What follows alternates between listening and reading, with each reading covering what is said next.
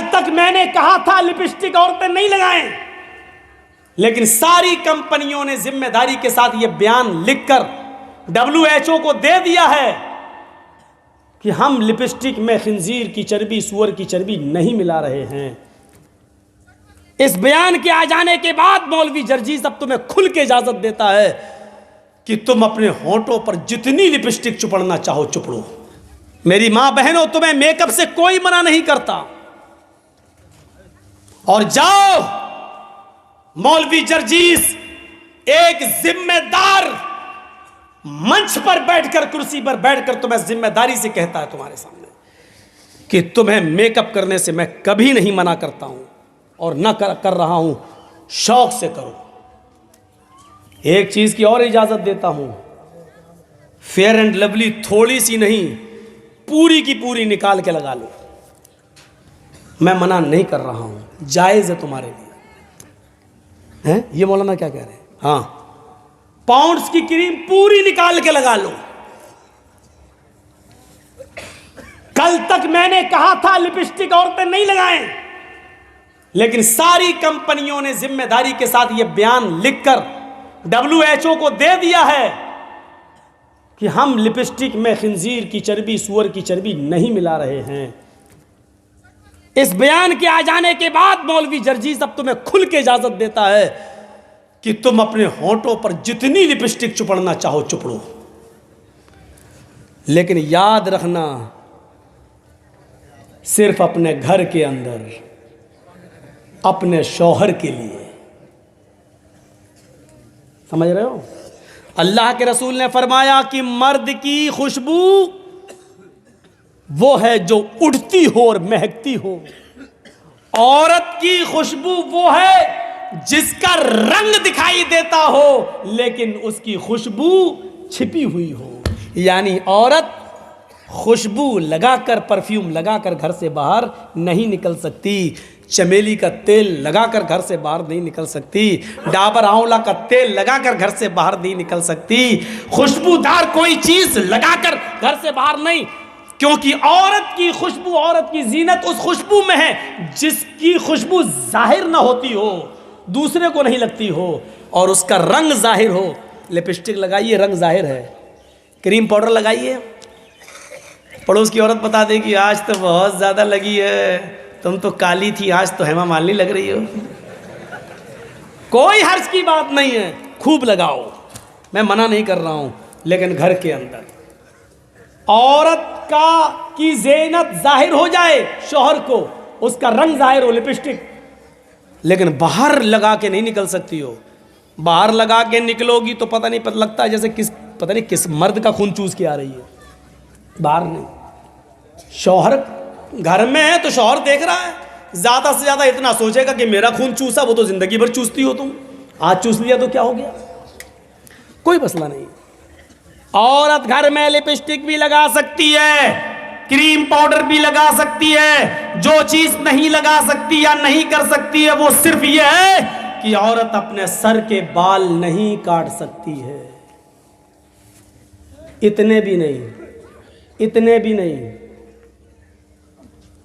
औरत अगर हज करने के लिए गई है या उम्रा करने के लिए गई है तो हज और उम्रे में खाने काबा का तवाफ करने के बाद, सफा और मरवा की सई करने के बाद, जब वो हलाल होगी और ihram की हालत से निकलेगी, तब वो अपने सर के सारे बाल ऐसे, देखिए ये बाल पीछे है ना, पीछे, तो वो ऐसे ऐसे करके सारे बालों को आगे कर लेगी औरत, ऐसे करके यहाँ आगे, और आगे बाल करके एक उंगल अपने लपेटेगी, ऐसे नीचे से एक उंगल बस यहाँ तक लिपट जाए, ऐसे करके ये बस इतना, और इस उंगली में जितने भी बाल लिपट जाएंगे उसके पीछे से ऐसे करेंगे, और नीचे से एक उंगल बाल, इतने वहाँ से उसको काट दिया जाएगा, इतना बस। हज के मैदान में सफ़ा मरवा के चक्कर के बाद भी औरत को एक उंगल से ज़्यादा बाल काटने की इजाज़त मुहम्मदुर रसूलुल्लाह ने नहीं दी है। कैसे माँ बाप हो, कैसे सरपरस्त हो जो अपनी बेटियों को ब्यूटी पार्लर पर जाकर खुलेआम आधे आधे सर के बाल काटने की इजाजत दे रहे हो। हराम है औरतों का अपने सर के बालों को काटना। नकली बाल लगाना यह भी हराम है, जिसको हम कह सकते हैं विग इस्तेमाल करना भी हराम है औरत की।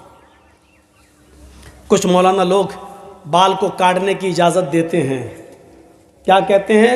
अल्लाह के रसूल सल्लल्लाहु अलैहि वसल्लम की बीवियों ने, कुछ बीवियों ने भी अपने सर के बाल कटाए थे। बेशक कटाए थे।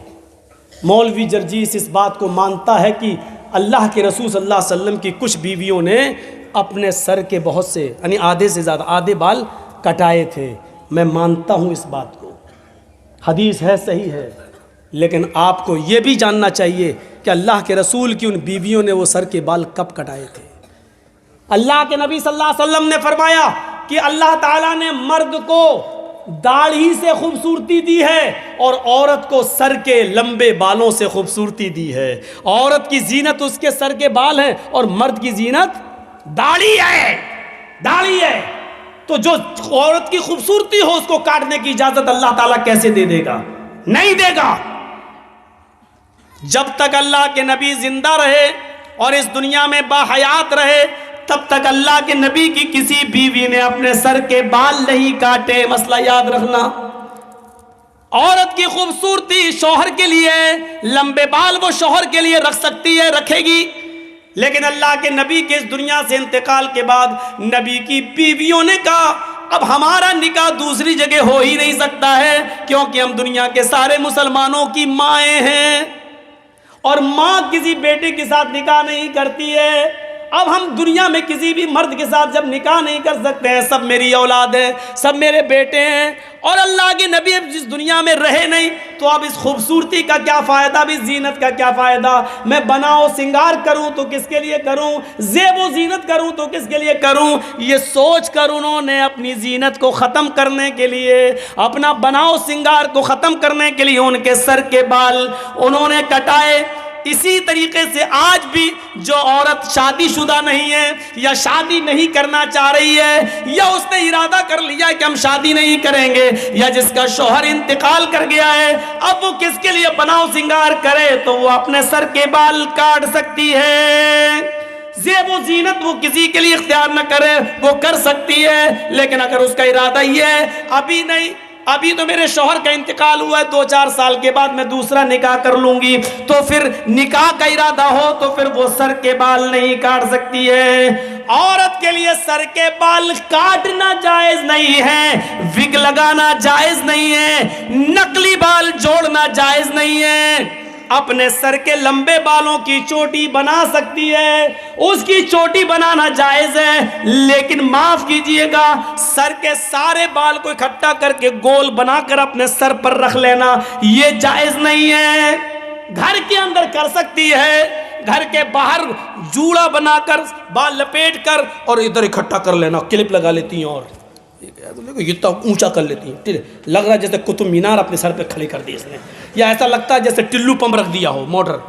ये जायज नहीं है। लेकिन हाँ, अपने घर के अंदर है, गर्मी लगती है औरतों को, क्या करें, घर के अंदर ठीक है, शौहर के लिए ठीक है, लेकिन घर के बाहर जा रही है तो फिर वो जूड़ा अपने सर के सारे बाल सर पर एक जगह इकट्ठा करके क्लिप लगा के नहीं जा सकती है। औरत के लिए बजने वाली, खनकने वाली कोई चीज पहनकर घर से बाहर निकलना जायज नहीं है। न वो चूड़ियां पहनकर निकल सकती है, न वो पैरों की पायल और पाजेब पहनकर घर से बाहर निकल सकती है। हाँ, सुन लो मेरी माँ बहनों, ऊंची एड़ी की चप्पल पहनकर भी, ऊंचे हिल की चप्पल पहनकर भी तुम घर से बाहर नहीं निकल सकती हो, तुम्हारे लिए जायज नहीं है, क्योंकि वो भी बचती है। जब तुम ऊंचे हिल की चप्पल पहनकर निकलती हो तो वो सीमेंट की बनी हुई सड़कों पर आवाज करती है, खट खट खट, वो इधर आवाज करती है खट खट खट, उधर नौजवानों के दिल धड़कते